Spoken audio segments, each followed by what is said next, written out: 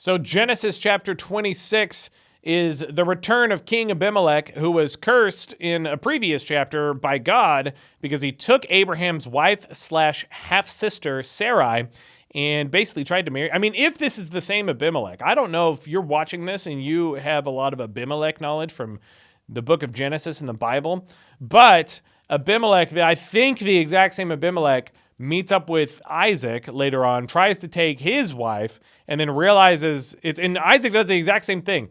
He says that his wife is his sister, just like his dad, Abraham, said his wife was his sister. Isaac does the same thing. Abimelech falls for it again. And then by coincidence, he looks out a window and sees them cuddling each other. He sees Isaac and Rebekah caressing, as the Bible puts it. And then he goes, hey, he literally says, she really is your wife. Why did you say she is my sister?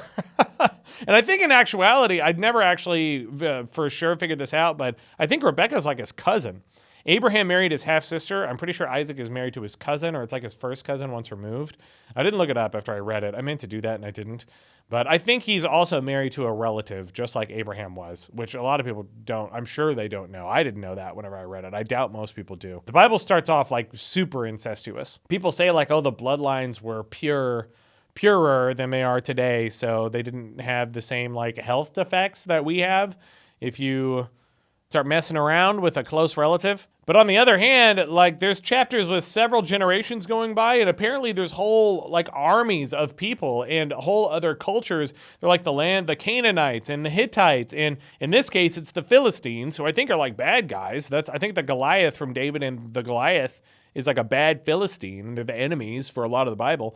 But yeah, all those people exist, but I guess are they in some middle ground where it's like, yeah, there's other cultures, but they can still reproduce with each other? Is that where we are? They can marry and no one cares?